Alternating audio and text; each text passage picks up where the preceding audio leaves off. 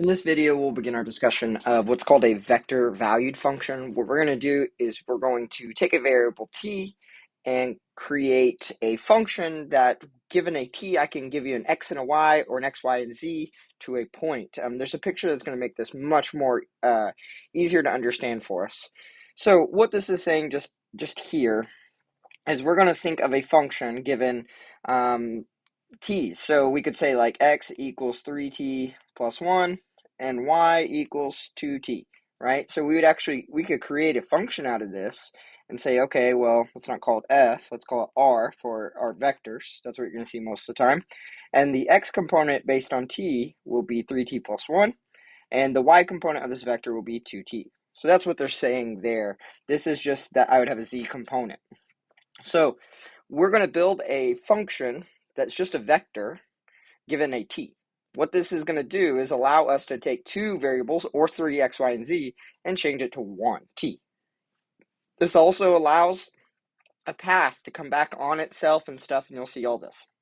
All right, so that's what a vector value function looks like.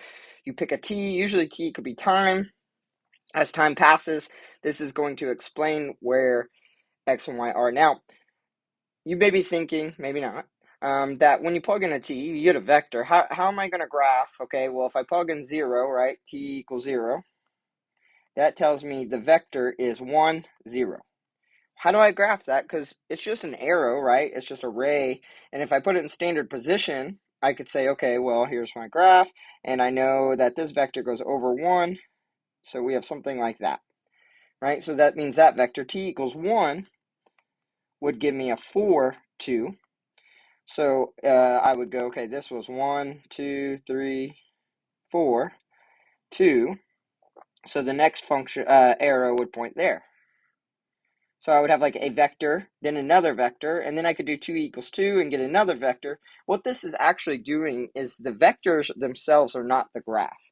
The vectors themselves are pointing at where our particle or where our path will be. So take a look at these pictures down here. On the left, this is in 2 space. So t naught is just some time, t1, t2, these are different times. So notice when we plug in t naught, it points up at this point. The arrow or the vector is not the graph, it's the point that is the graph. And then we plug in the next t and it's going to point at my next point. So these little gray vectors are not actually the curve. The curve is the black line, but the vector points to the curve from standard position. Same thing in 3 space. If you look to the right here, these point out at each point. The vector themselves are not the graph, the curve. The curve itself is the points that they're pointing at. We can plug in, it doesn't just have to be time equals 0, 1, 2, 3. It could be time equals 0.35. It could be time equals pi.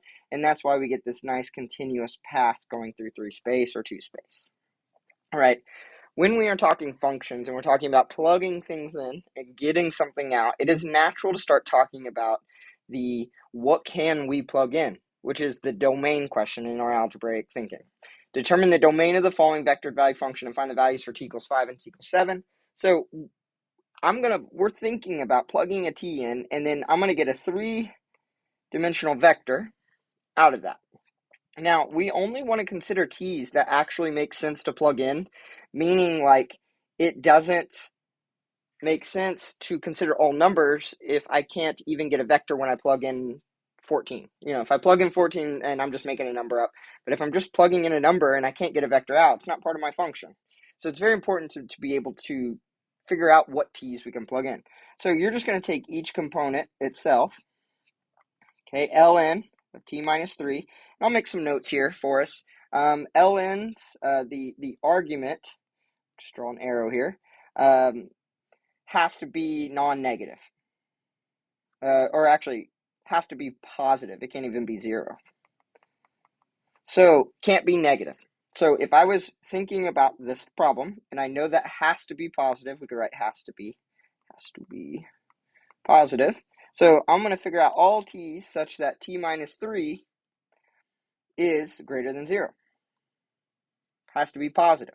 So that happens when if I add 3 on both sides, all t's have to be greater than 3. So I'm going to write that. We're going to draw some number lines here. I'm going to put it down here at the bottom. My x component, right, starts at 3. doesn't include 3 and goes to this side, right? This is my x, let's call it I.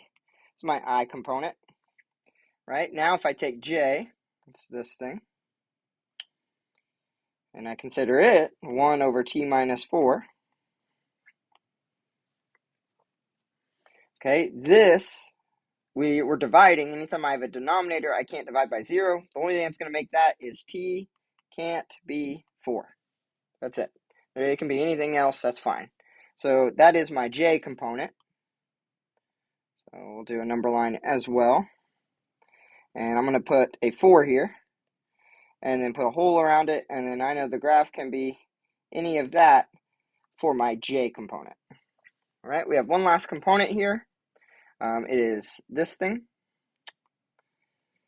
All right, the square root of t squared.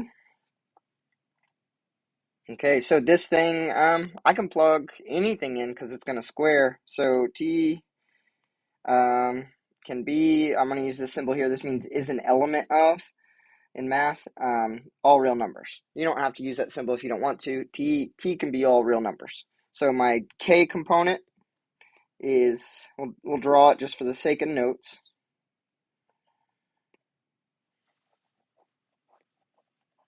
Is all real numbers. Okay, so our vector valued functions domain. So I'm going to do this domain, here's a shorthand for it, of R of t is all t's such that, okay, and then we have to figure out where does t live given these 3. And I drew number lines right on top of each other because we want to describe everything that they have, so that they have in common. So t could be, okay, well, I have this, so I'm going to go ahead and highlight the areas that they have in common. So they have that, and then they have that, right? There's nothing else, so I got to describe those regions. The region here would be between 3 and 4, and then I'm going to put a union in between and say from 4 to infinity. So as long as all the t's stay between 3 and 4, or 4 and on, then we actually have a vector for every single value. This is important. Those of you that are going to be mechanical engineers, so those of you that are going to be plugging things into machines, thankfully most machines have safeguards on them, but you need to be plugging in numbers that your machine can actually handle.